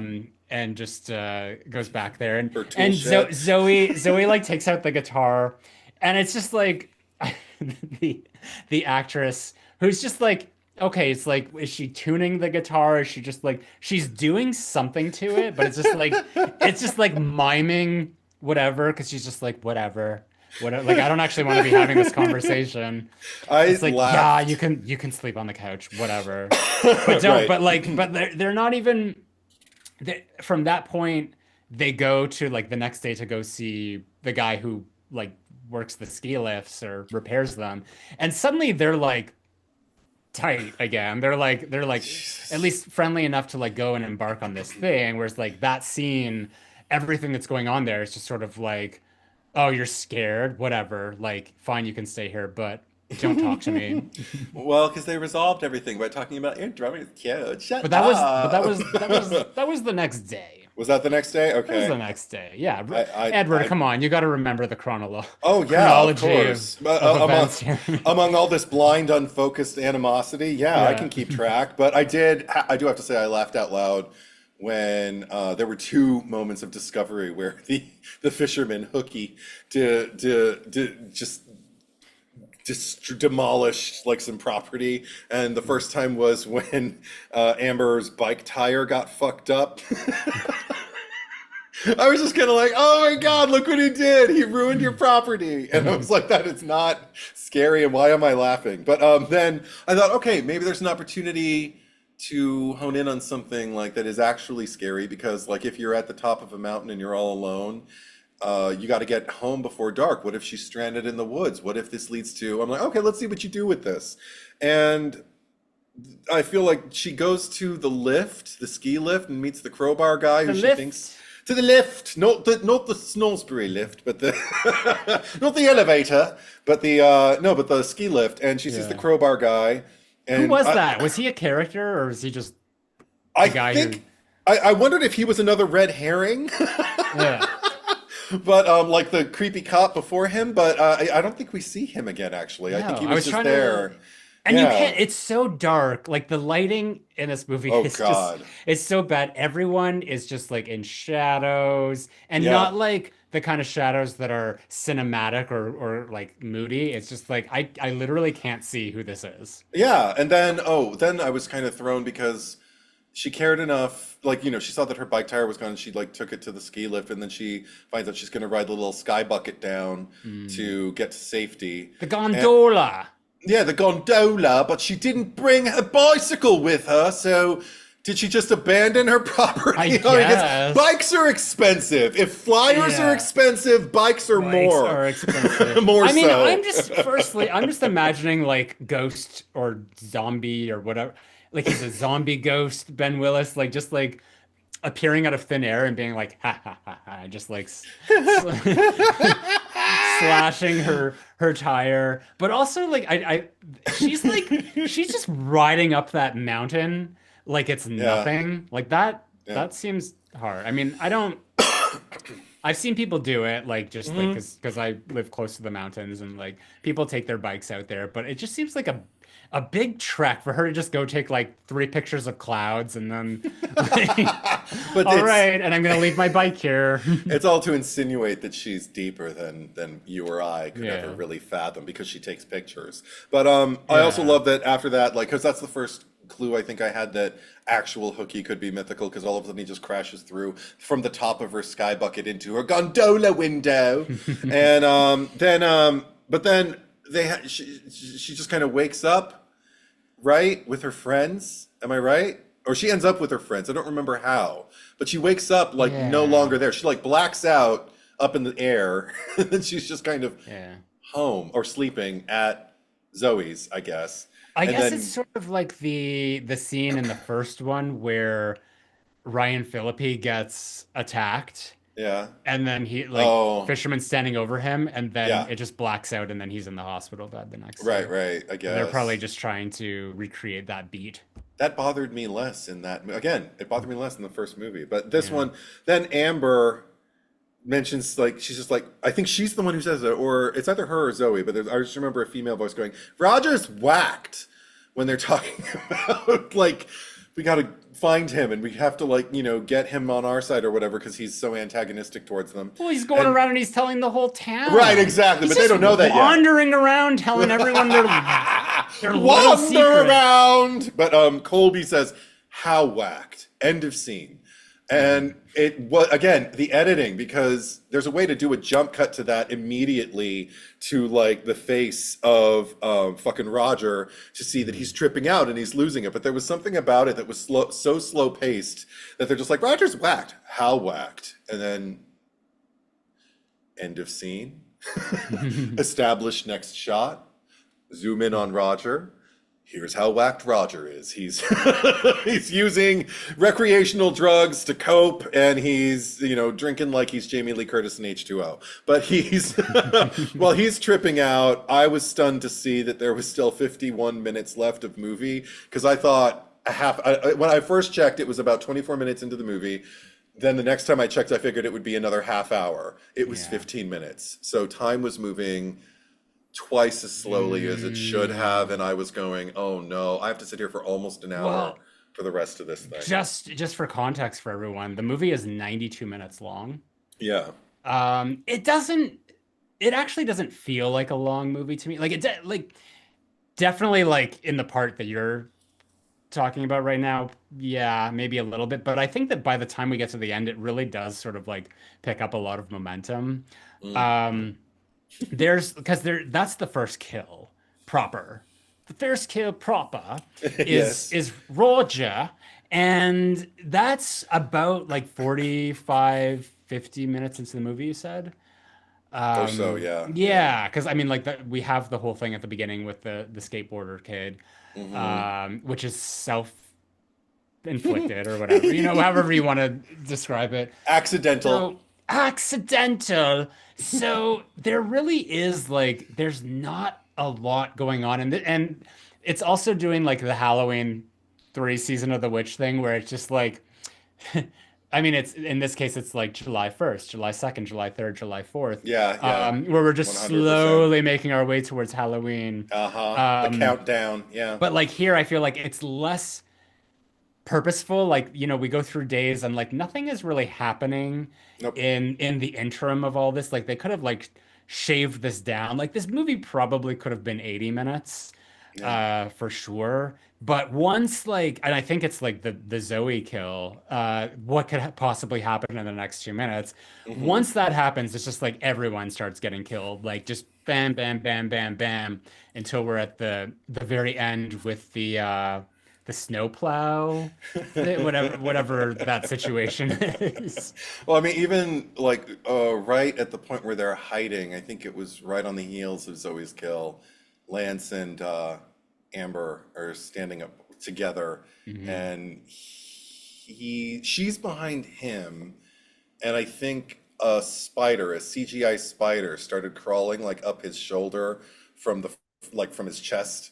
And he didn't notice it because he's wearing 2 layers, so he can't feel anything. And she saw it and immediately went, "Ah!" And totally revealed where they were to, was it Lance's father was the sheriff? Or his uncle? It was his His uncle. uncle, yeah. Yes. Okay. Who could these intricate Yeah, I small know. town This family familial tree. dynamics? Yeah. But Well, no, I I mean, we couldn't could have even. found out they were all Willises. Well, the funny thing was, I couldn't even see the spider. I had to rerun, and I was watching it in high def on my giant screen, and I had to keep rewinding it because I was like, "Why is she going?" "Ah!" Like, and I ran it back 3 times, and I couldn't see anything until finally I just like focused, and I just made sure like, okay, no subtitles. And get like any of the nonsense that's up on screen when you first hit play, just clear it all. And I just focused like on that section of the screen, like the dead center of the bottom of the screen. And that's when I saw the CGI spider, and I was like, oh, I just thought she was moaning because she just couldn't take it She's anymore. the Mona. She's the The Mona. Well, this is Mona. like, wouldn't it be hilarious if we found out like very similar to like Dracula or something? Where he can like turn into a bat or a wolf, that the spider was actually the fisherman, but it's just like, I'm gonna take my spider form now and crawl up his That would have been, oh my shoulder. God. See, this is like either lean into it or lean out of it and just make it really, really justify the shit out of it, make it real. Either way, I would have taken it, but they didn't do either. And also, Mhm. this is the thing. I also thought, like, here we just recently discussed Jason Lives, and it's, the first zombie Jason movie that we've Right. had, even though he is kind of, impenetrable to death. But Deadite, Deadite, Jason. total Deadite, because he has Yeah, been laid to rest under hallowed ground and all of that, and has to be struck by lightning to yeah. reanimate. So total zombie, total Deadite. And I just kind of felt like this is the version of the hooker, the hooky fisherman, who is like a Deadite. And we don't even get to have fun with that. Like, it made me sad. We could have gone really, and again, it's not my favorite movie in the world, but we could have really gone like Army of Darkness with this installation. We could have really had some fun, and Yeah. and also we could have capitalized on the fact that we hated these children as much as we do, because they are not. I never root for any of them. There is no redemptive quality about No, any of them the entire movie. They no, just get worse and worse. they do. I'm And to just the yeah, well, sorry. no, I'm just like Jason Lives of just like the scene in of like the pole and the lightning resurrecting him, and we know that in I still know that Ben is like shot and falls into this grave. If that was like the opening scene of the movie where we just see like he's because he just gets buried there, they just decide, we'll just let him that be his final resting place. And then Yeah. somehow like something like Final Destination falls into the thing and then the lightning bolt reanimates him and he just like we see him rise up and it's just like, okay, that's how it happened. Because that's another thing is like and it's a problem I've had with the entire franchise thus far is because Yeah. how involved am I supposed to get in rooting for characters who really Hmm. kind of deserve what's happening to them because they've evaded, the consequences of their neglect of their action, like their neglectful actions. So I just kind of, and with Yeah. Amber, it was the same thing all over again. Like here at the end, like you talk about the colorful drive that she's taking, and I just feel like you do not deserve to outrun what we call justice, which is basically like, and it's a shame that this poor fisherman, this poor deadite fisherman, has to chase you across the state lines with a hook in broad daylight, Mhm. teleport, who knows how much energy that takes for him, just so you can learn your damn lesson. Because again, like it gets to the end where she's just kind of like we're because the opening line that I said at the top of the pod, you two stop it, we're sticking together, we're getting out of here.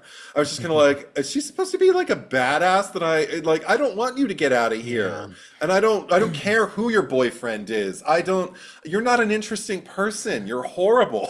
The in the commentary, the director and you'll love this was just kind of Uh-oh. like talking about how I guess he wanted to like instill a lot more agency into Amber.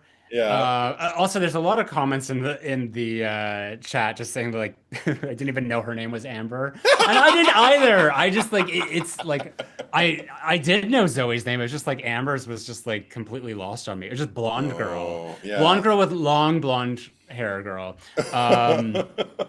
But yeah, at the end, I guess he was like he says like, oh yeah, I just wanted to give her like her Ripley moment. And yeah, I know that for anyone My listening, the face look, is the look. shocked. What? Because it is like, yeah, it just most of these movies, it's like the boyfriend saves the day. So we wanted to make sure that she was, had the uh the courage to and the smarts and the wherewithal to defeat the fisherman on her own. He's never seen a So horror movie. but he's seen Alien because he's like, yeah, we wanted to like homage Alien. So instead of the robotic thing that Sigourney Weaver goes in at the end there, get away from her, you bitch. Right. Um, instead is this snowplow bobcat situation, Jesus. um, which and then she gets her line. What she's like?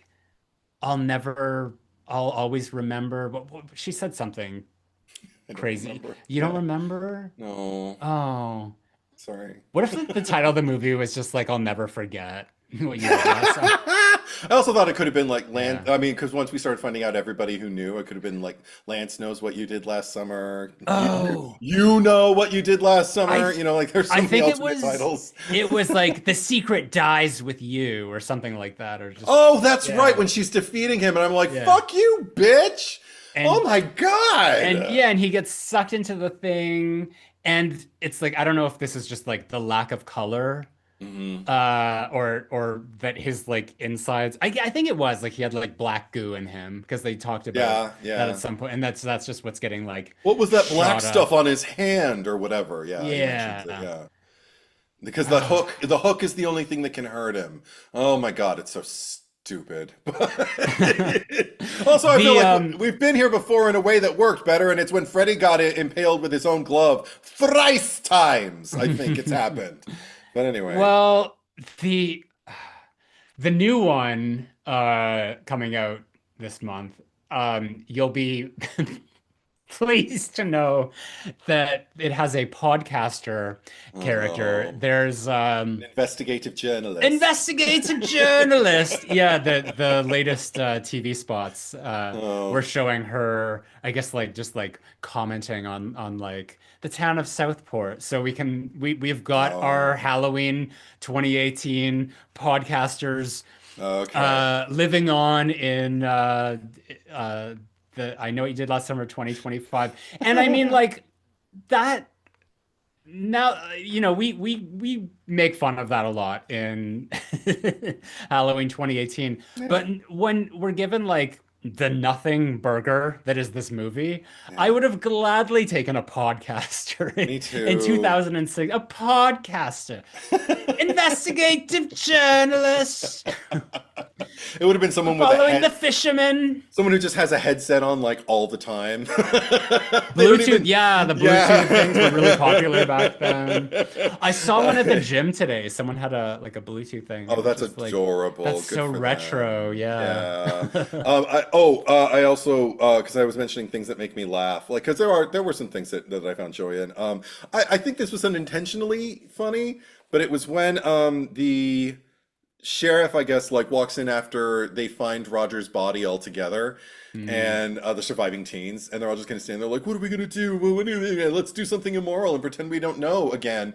And in walks the oh, it wasn't the sheriff. I it's think the it deputy. was the creepy, yeah, the creepy cop. So Yeah. creepy cop comes in and he's just like, "What's going on?" And Zoe just said like, "We found him here." With this, and she just passes the note that she picked up, the suicide note, to Amber, Yeah. so Amber can cross the room and go over to him. There was something about it. It was just like she may as well have just like shoved her and just been like, Yeah. "Go, you go get shot," because he was aiming a gun at them, and it was just I don't know. I just kind of found that funny and Yeah. unintentionally so. And there was another moment I mentioned property damage, and also you alluded to this Yeah. when because, okay, messing up someone's guitar strings could be very personal. You know, it could hit, it could strike a chord, shall we say? Hmm. But it would have too if I believed that Zoe had any connection to that instrument whatsoever. But I'm looking at her, and because we haven't seen her play it, I don't believe she knows how. Did we? Okay, here's the question because I don't remember when she was performing with like all like the Star Spangled Banner Right, thing. yeah. Was she just singing or did she have the I guitar with her? swear she was just singing into a mic. Yeah, I I don't remember a swear. guitar. See, I mean, like this is where we could have used like some Freaky Friday, Jamie Lee Curtis, Lindsay Lohan. Just like it's just like you can just pretend, just pretend. Yeah, just strum. All you got to do Yeah, is strum and we'll make it work. But yeah. I think I my headcanon is that like when Amber went to visit Zoe that first time, it wasn't even her guitar. She was just like, it's just like when you're having a conversation or someone that you don't like who like yeah, really wants to talk to you and you're just like, I guess we're doing this, and you're just sort of like finding anything to distract you, just to like make it go by faster. So you're just gonna pick up anything and be like, yeah, like I know what I'm doing here. right, right, right. Like if Oh, you're in the kitchen, are you if still you're here? Are you still talking? Yeah. if you're in the kitchen, you just immediately start making a pie. All the ingredients are frozen, but you're acting like I have been thawing this pie tin all day. Clang, Yeah. like whatever. Grant Dempsey. I also love Colby's acting when they first see Roger's body. He's standing behind Amber and kind of reaches out to her as though to comfort her, but then gives sort of a meh look and drops his hand. Oh, I love Amethyst's comment up here. He's already dead, Amber. The I feel like the The movie secret dies didn't. with you. Yeah. The the movie didn't know what it wanted to do with this like love triangle, if you will, because there Oh, was Jesus there Christ. there was the one moment where she's clearly like made her decision Yeah, and Colby is on crutches at this point and he comes out of I guess he spent the night with Zoe yeah, in her shack in her tool shed yeah. um and he's just like he comes out in the crutches and he just like looks over at them and leers in the background like that should be me or whatever the thought was and then that's sort of like his arc for the rest of the movie where he just gets drunk. Yeah, So it's just yeah. like, what? Okay, like, are we trying to give some depth to these people, like that, like we care or any of this matters. And again, there is something to be said about someone who breaks it off because they think it's probably, I don't know, the smartest thing to do or the kindest thing to do, or even just out of an act of cowardice, and then ends up regretting it and then starts, developing a drinking problem or just really zeroing in and getting good at their drinking problem. So, Mhm. but none of that happens. It's just kind of frustrating. It's just kind of like, dude, you were the one who said that it's better and it makes sense that like, Yeah. you left the state so you shouldn't be together anymore. And she was obviously like dismayed at that, but now you're getting all territorial with her, like like it's some kind of pissing contest. And frankly, I don't care which one of you she ends up with. She shouldn't be thinking about that right Yeah. now. But in addition to that, I felt like there was a missed opportunity just in terms of like, I mean, again, $20 million, there could have been if that's what they were spending, there should have been at least some kind of practical effect for me when Colby's in the pool, because I noticed that the hook, it looked like, I didn't pause it like to go like frame by frame, but what I perceived was just that it looked like the hook just wrapped around his ankle, just like kind of, like keeping him lodged where he was so Yeah. he couldn't swim away, and then he swam away. And you can get cut that way, but the thing is, by the time you reach the other end of the pool, and again, hooky fisherman is gone, like teleported away. He looks at his ankle, and it looks as though like in the tendon that there's like a hole that has been poked through, and we didn't see any of Ah. that. And I'm like, and I could have winced. I was ready to wince. I was just like, oh my God, he hooked his foot. Oh, it looks like he just caught him, like a, like a limb, like caught a Yeah. corner of a limb. And then by the end, it's like, no, he got him. I'm like, well, you didn't show me that. That could have been great. Like, I mean, not even great, but it could have been Yeah. effective. And then yeah, then he shows up with the crutches and everything. And I did have a moment while I was watching them all sitting, arguing again over whatever they were arguing about that time. I did want somebody to, who knows, maybe Amber, maybe Zoe, to just kind of lean forward in a dreamlike state and go like, wait a minute, PJ died by falling, Roger by a cutthroat. How do we use that? How many times did a character say, "I know what you did last summer" Oh, in this? Jesus And even like Christ. ones that weren't even Yeah. like because I think that the deputy Hafner, whatever it was, Yeah. at the end when he came out with the shotgun, he says like, "I know what you did last summer," and it's just Yeah. like this has already been said like so many times. It's just like it's like hitting this like meta beat that just like doesn't exist here or hasn't been earned. Yeah. Um, but the speaking of Colby and his death, because I actually he's sort of like running through this kitchen. It's sort of like this haphazard chase scene, Yeah. which is I mean most of this movie is just haphazard chase scenes. I Mhm. mean that this is probably why the death of the chase scene happened because of movies like this, where we had chase scenes that just had no rhyme or reason Yeah. or structure or understanding or even the most rudimentary sense of Right and wrong. how to do a chase Good and scene. evil. And yeah, but I'm looking at this kitchen, I'm just thinking like, oh, I'd much rather be watching I Still Know What You Did Last Summer now. And I'm thinking of like when he comes out from like the stove or wherever he was when he Oh, right, hooked right, right. Mackay Pfeiffer. Yeah. Because like that was all fun. And there's he eventually like he gets it like it's probably like the best kill in the movie that I'm thinking of, or maybe the one where he was impaled on the forklift or whatever that was. Mm, But like mm. he gets it like right in the mouth, and he's pulled out of that little window Yeah. in the door, and the shot choice for that, like it's just like to make it as like undiscerning of like what is happening. Like we know what's happening, but just like there were so many better ways that we could have seen that and more Yeah. effective that it just felt like again not the greatest shot instincts No. for conveying that. But I mean at that point in the movie because everything was happening and logic had disappeared because like there was like this whole concert that was going on Oh my that God. was like suddenly it just like they didn't have access to it and we didn't even see them like try to run to a door.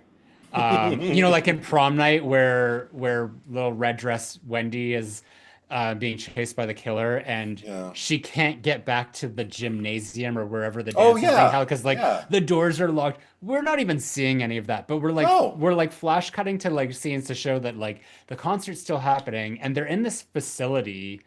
I don't know where they are, but they just like end up like nowhere. Like they're just like Yeah. suddenly they're in the middle of nowhere, and it just like okay.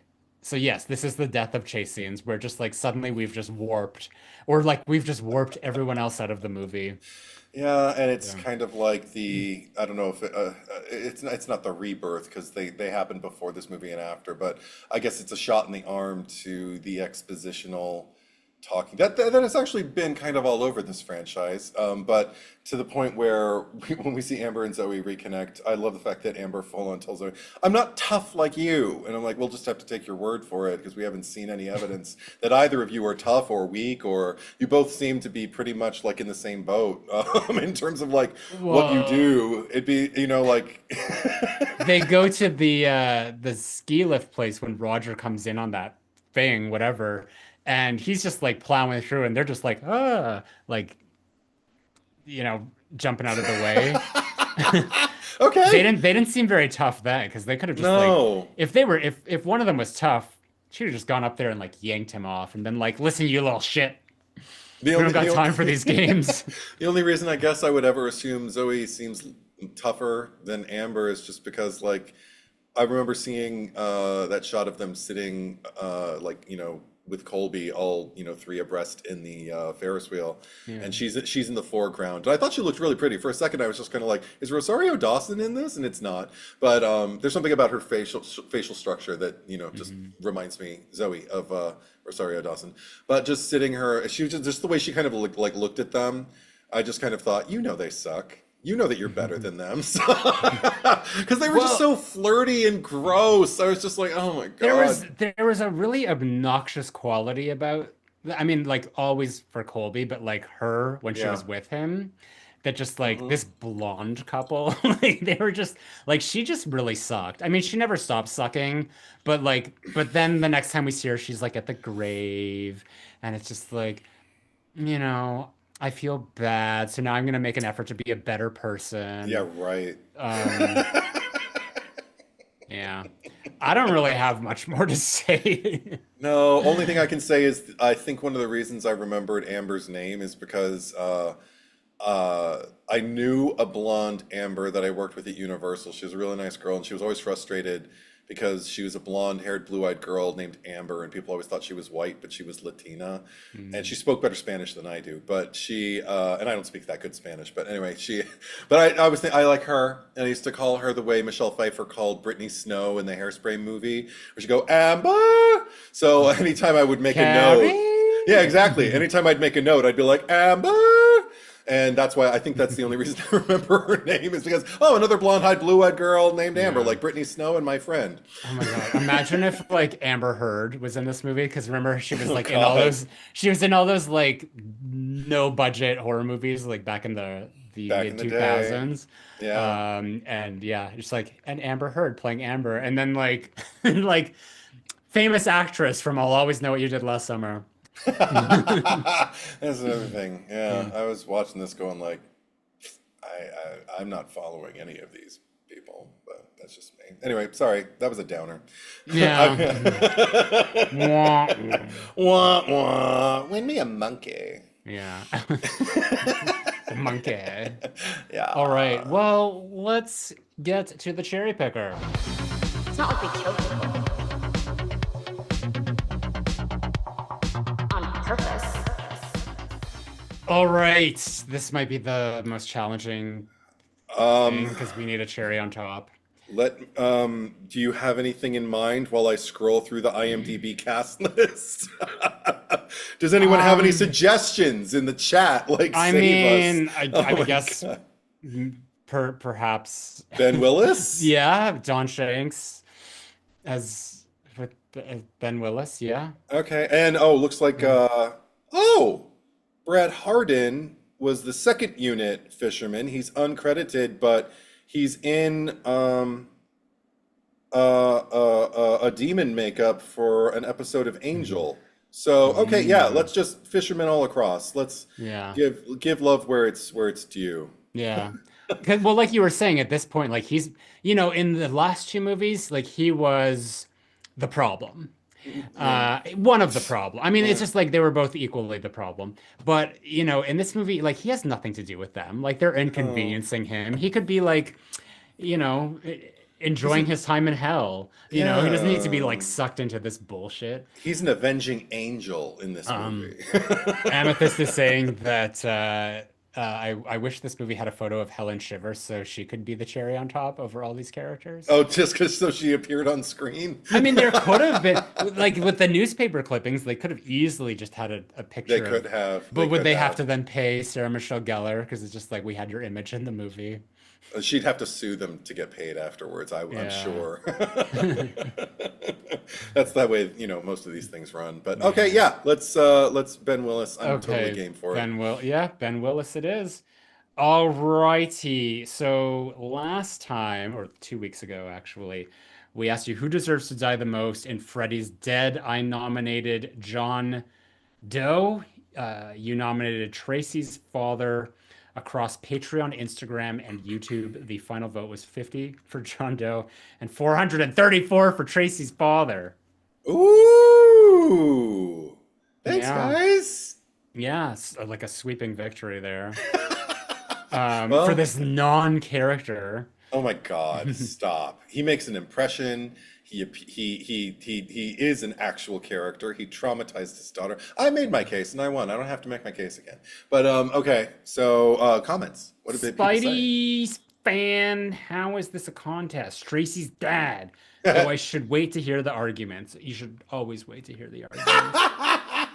I agree. Thomas Baker, Tracy's father, not that hard of a question. Strife 19. I mean, you can't blame John Doe. He didn't even know who he was. Tracy's dad, on the other hand, knows full well what he's doing. Yeah. Welshman, 30 minutes in and just getting the introduction. I guess I guess we took a while with that one. We do that Uh, from time to time. yes, we do. Slasher and Suits, they both died. Tracy's dad was always dead. He was just a dream. Question mark. 10B Spencer, Tracy's dad is such a jerk. I pick him. We're rooting for you, Eddie. Fuck Thanks. you, man. Oh! See, that's the difference between you and me. I can lose with grace. I don't have to Well, the tell. difference between you and me is that I can actually, say what's on my mind. Oh, Well, I can stop. say true stuff. I don't feel fuck you for people when they vote against me or vote I'm for feeling. you. I mean, it's a friendly fire. Fuck you. It's in the family. It's all in the Yeah. family. Um. Okay. So apparently, I butcher this all the times. Lexi Spichinsky. Did I do it right? I don't know. Poor John Doe. How did you end up in here? Oh, that's sweet. Different places. I For don't different. know. Yeah.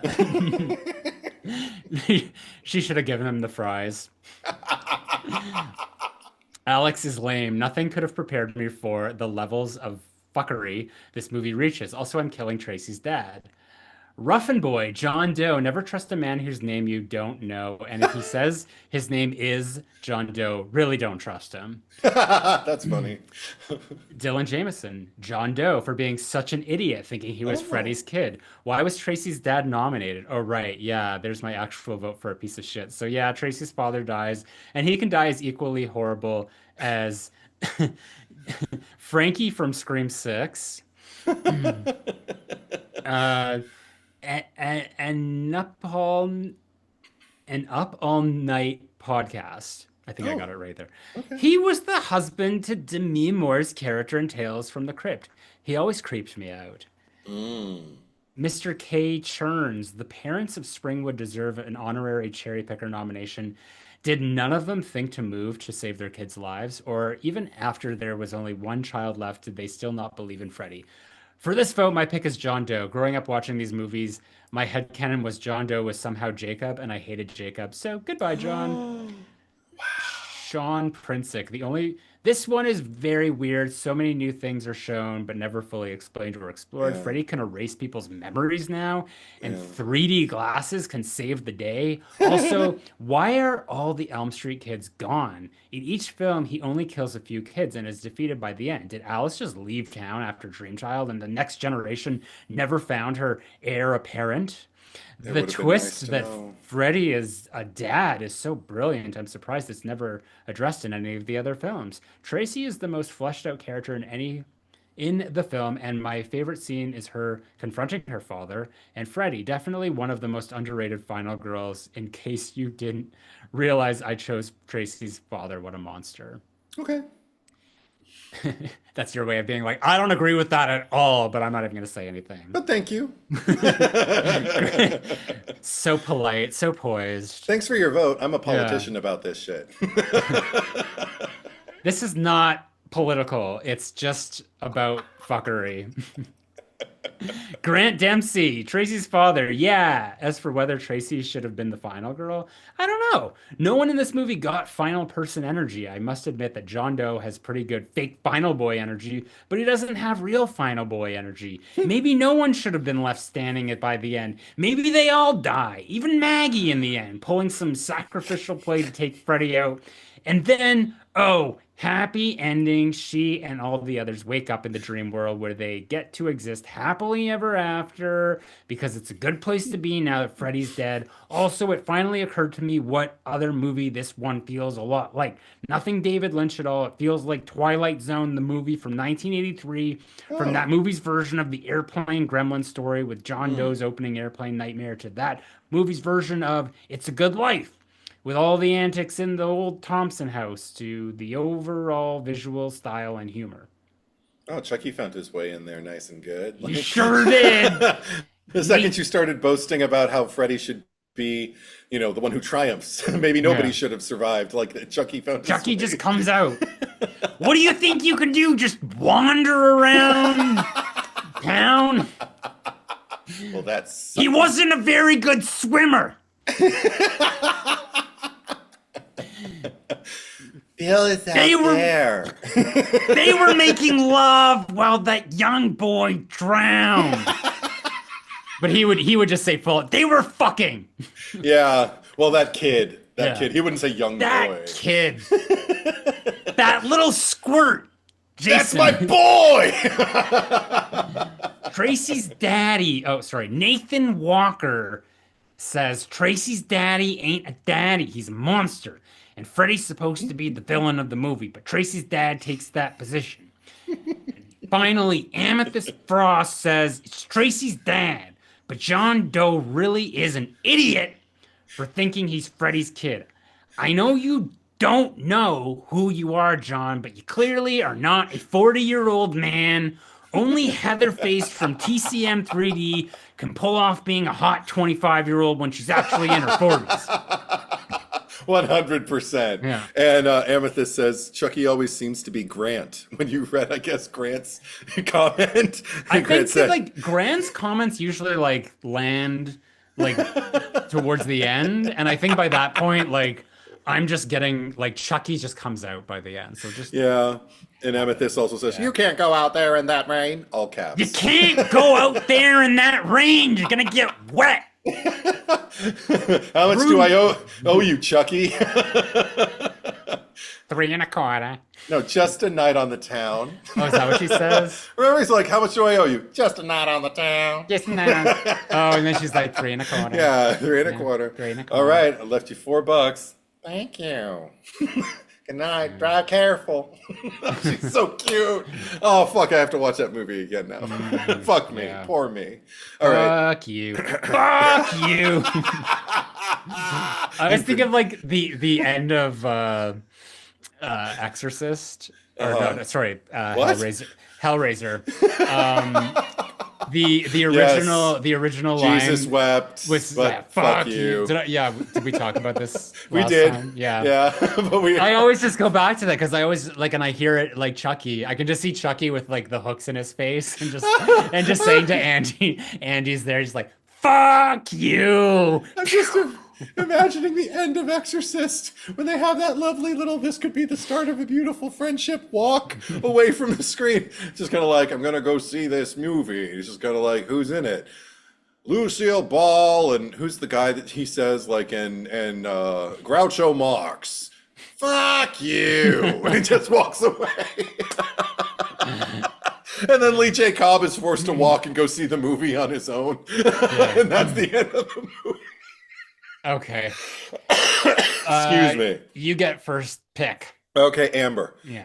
I'm not even gonna pussyfoot around about this because it's gotta be her. She is the most self-righteous and self-absorbed character. Like everything is about making her problems other people's problems and like trying to posture like she's the one who's taking control of the situation when like in the very next scene, like the way she did with like that, like he's not my boyfriend and everybody, we're doing this, we're getting out of here, we're sticking together, and then like moments later she's at the concert and just kind of like, oh my god, the music's so good and you know what, I'm so lost, kiss me. She's just she doesn't deserve to survive. She doesn't even deserve to make it to the last frame. She I would have preferred if she had died really, really early and we had gotten like the mislead of like, oh, she seemed like she was going to be the final girl. I didn't want her to be, but she seemed like she would, and now they've taken her out. Oh, okay. So now who's going to survive? It would have been more interesting to me, and I just don't like her. So get rid of her. Fuck, fuck, fuck, fuck. How about you, Zach? Amber Williams, Yep. apparently is the full name. Good It for says her. Amethyst Frost. Edward, I think you just hate women. Also, apparently, this is the third consecutive episode I've mentioned the Hellraiser fuck you. Yeah. I've appreciated it each time. Well, at least there's that. It was just like, oh, fuck this again. Jesus wept. I'm gonna nominate. Okay. Roger. Roger, because I mean, he just can't even. He can't even handle the like. I mean, I guess he was the one that was up there Yeah. with him, but like, come on, you blabbed to everyone. You had one thing to do. And then he like went and he pulled the thing out of the lake. I mean, it wasn't very clear that he did that, but he went and he Right. pulled the hook out of the lake. You know, he had to make this whole thing. And I don't know. He's just shady. I don't trust someone who like lives where they work, you know? Oh, that's true. They did walk in at one point and just kind of like, oh my God, I guess he's been living here. Yeah, I remember. Yeah. That's just weird. Where And did I he don't and work? I What don't was it? and I don't trust him to be repairing these ski lifts. Like I if anything, Ben Willis did this town a favor because come wintertime, if he had been repairing all that shit with all the turmoil he was going through and all the corners he was probably cutting, there would have been a lot of deaths just by the very nature of like these things falling off the fucking wire and like sliding down the hill. Wow, sounds like you just hate addicts, I Zach. hate him. I hate him. This is my headcanon. So Roger it is. I don't know what his last name is. It's probably on IMDb. Amethyst probably already knows, but let me see if I can find it before he Oh, writes. not no last name. Roger, Yeah, no last name. it just says Roger. He's played by Roger. Seth Packard, though, is the actor who plays him. Who's So Seth Packard? I don't know. It's his name. Uh, Let me see if he's got any other credits that we can recognize him in. Hottie Boom Baladi. Whatever. And Yeah. then Fire Creek, Hatching Pete, Dad Napped. I've never seen any of these or even heard of them. This is like the most high profile thing, except for Hottie Boomalati that he did. And that was 2 years after this movie in 2008. Yeah. So, born in 1983. He's the same age as my sister. Does he have anything coming up? No, last movie was Roger 2009. Roger Corman. I don't think anyone is still appearing in things here. Actually, the actress who plays Zoe, she's been in stuff. Oh yeah. She was on One Tree Hill. She played like this psycho nanny. Garrison told me about that the other day. Oh, But I do okay. remember that I've seen all of One Tree Hill, and I do remember her. Also, fun fact Okay. that I mentioned, Holiday in the Sun with what's his face who played the love interest of Ashley Olsen. The love interest of Mary Kate is played by Austin Nichols, who is in One Tree Hill, but he's also in the new I Know What You Did Last Summer movie. So we've got a lot of connective tissue with the I Know What You Did Last Summer franchise and Mary Kate and Ashley Wilson. It's outright incestuous, and I won't stand for it. Yes, Tori DeVito is the actress She who plays related Zoe. to our Danny, penguin? Yeah. Danny. To Frank from Sunny in Philly? Is she related? I don't think so, but wouldn't that be something if she was? It'd be nice. Oh, she spells it differently though. There's two T's. She's Oh, DeVito. DeVito, She DeVito. she might still. Oh, she was in. Oh, I saw that. Ew. She. I'm sorry, but she was in that movie, The Right, which was that like Right. priest exorcist movie with Anthony Hopkins. Oh wow, that was a horrible movie. Yeah. Anyway, yeah. Anyway, how do we, what do we, oh yeah, if you want to vote, if you want to get off track, this has been a long episode for a movie that's only 92 minutes long. Right? Yeah. If you'd like to vote, you can head over to our Instagram page at the Cherry Picker Pod. You can also vote on YouTube in the community section. And you can also vote, and this is open to the public, on my Patreon account. But while you're there, consider joining so you can come and join us for all the live streams. Vote your heart, vote your conscience. Where can they find you on social media, Edward? And what is truth? Traditional spelling, no spaces on Instagram and Letterboxd. If you wanna go to my story, there's my film reviews. How about you, Zach? Main YouTube channel, Zack Space Cherry. Instagram at Retro Bitch Face. Letterboxd, Retro Bitch Face. Twitter, Zack Cherry 8. And what's Left going on no next? crumbs. Left no No crumbs. crumbs. No crumbs. No stone unturned. What's what's happening next week? Oh, I forget. It's the one with the. Oh, I remember. It's the one that's the remake of the thing with the girls, and they're all in their 90s, I presume.